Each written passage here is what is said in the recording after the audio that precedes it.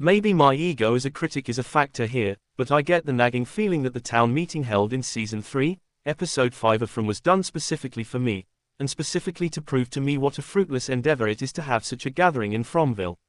After all, I think I probably mentioned the need for some kind of town meeting in nearly every one of my Season 2 reviews. This feels almost like a bit of an attempted dunk on yours truly, given how badly the town meeting plays out. It was way back in Season 2, Episode 4 where I believe the idea originated, though maybe I started suggesting it sooner. There, I wrote, the town's inhabitants need to have a big town meeting where they compare notes. I think Jade, Ejin, Ethan, Sarah and Victor are the main characters who have special sight, either dreams, visions, the boy in white, etc. Tabitha now has her own visions as well, and Boyd.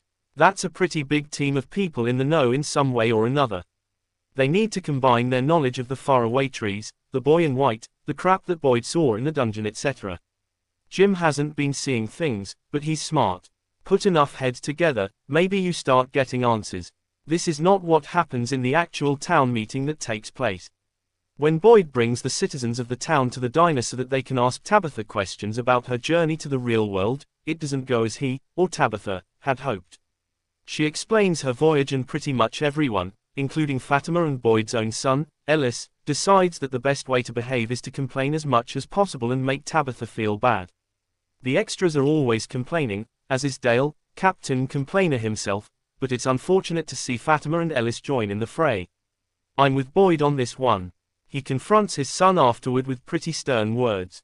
Whose life are you willing to take a chance on? He asks his son, making it very clear how much more difficult it is to actually lead than to just complain about it. The Fromvillians all seem to think that if they had been in the real world, they would have handled things differently and far, far better than Tabitha. They would have told people about this place. They would have gotten help. How exactly they would have convinced people they weren't lunatics, and what help they possibly could have secured, remains totally unconsidered by the hecklers. They just know, deep down, that if they had been there things would have gone much, much better. This was a good episode, but I'm annoyed at how the town meeting played out. I'd expect some frustration, sure, but not only frustration. I'd expect people to also be a bit empathetic and inquisitive. Some would complain and say stupid crap. Real-world town meetings are certainly filled with this behavior, but there's no balance to it here.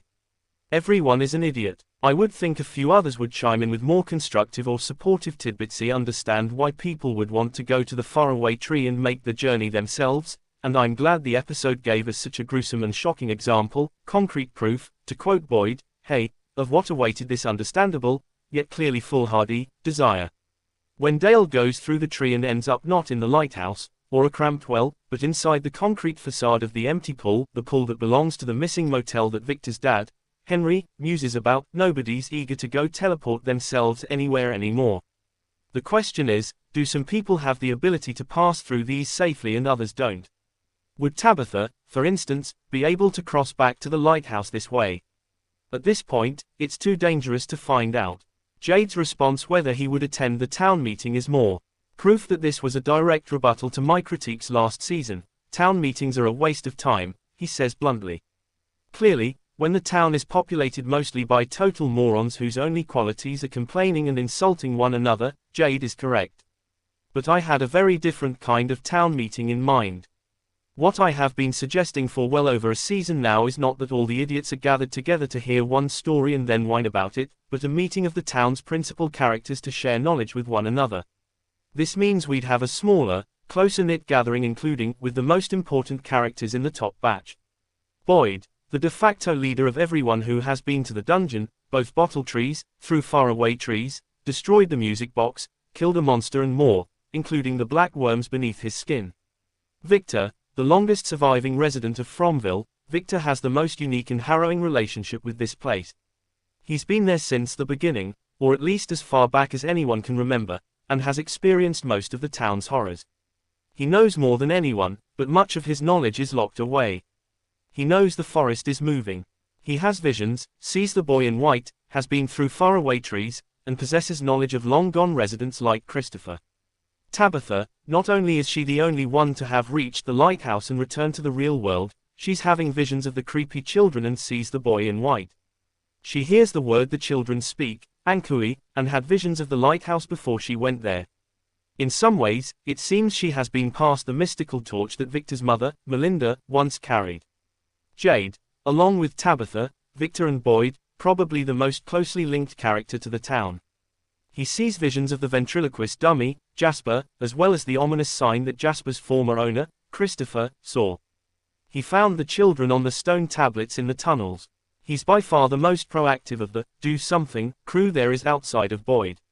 Jim, one of the do something crew, has received several phone calls from the monsters, or whoever is on the other end, and is clearly willing and eager to get stuff done.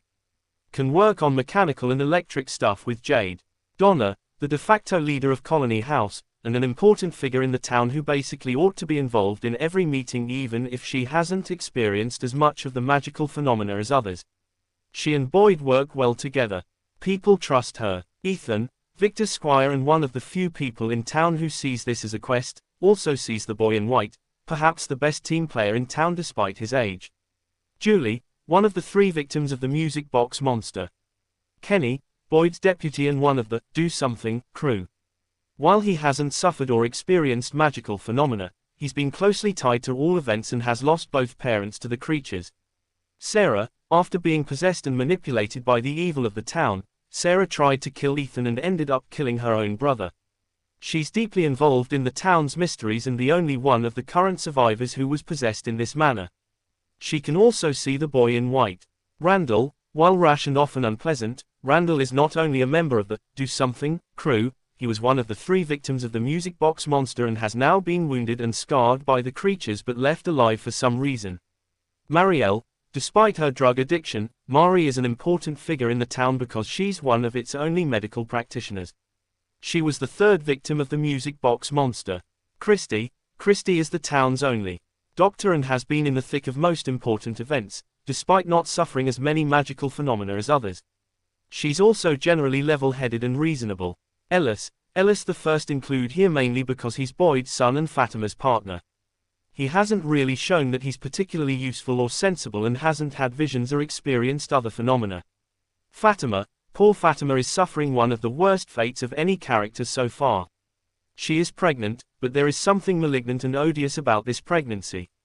This has manifested in her only being able to eat rotten food or the blood of a corpse. One imagines she could have partaken of its flesh as well, and may still. Elgin is the dreamer. He saw things that hadn't happened yet in his dreams. He was assaulted by the ballerina from the music box but not taken possession of. He's now seeing visions of an undead woman pleading for his help, who I believe is connected somehow to the music box. Henry, Victor's dad, knows the history of his wife Melinda's visions and how those manifested as paintings, the bottle trees in Maine, etc. He's a newcomer but still has the deepest ties to this place other than Victor. These are the characters you put in a room together for a town meeting. Not Dale, not bus driver lady, not random extras, and if you can't get them all, go down the list and get as many as you can so that they can share information about the visions, the boy in white, the trees, the lighthouse, the music box, the phone calls, Tabitha's voyage, Father Catry and the bartender showing up as ghosts, etc. etc. etc. That wouldn't be a waste of time at all. Communication is key. Keep talking and nobody gets torn to shreds by a monster or teleported into a concrete wall. I realize that this little tangent has taken up a good portion of my review, but this town meeting has been a long time coming and I had to respond. Elsewhere, we get more great scenes with Victor and Sarah as she tries to convince him to meet with his father. Victor is worried that his dad will want him to be the little boy he was rather than the man he's grown into. What's he gonna think when he sees, he says, and it's so sad. I just want to give Victor a hug every time I see him. I know I'm supposed to say it's all going to be okay and that he'll love you no matter what, but I don't know if that's true, Sarah tells him. You're really bad at this, he replies. Moments like these are among my favorite in the entire show. The actual reunion of father and son happens quite by chance. Ethan and Henry are walking at the same time as Sarah and Victor and they see one another. Father approaches son slowly and then hugs him in a tight embrace. It's such a sweet, sad, wonderful reunion. I get a bit of whiplash between how well scenes like these are written compared to the town meeting. I didn't know how to get home, Victor sobs. I didn't know how to get home. It's okay, his father tells him. Ugh, tears. I love Victor so much. I'm so glad he got his dad back and the big hug he so desperately needed for so very long.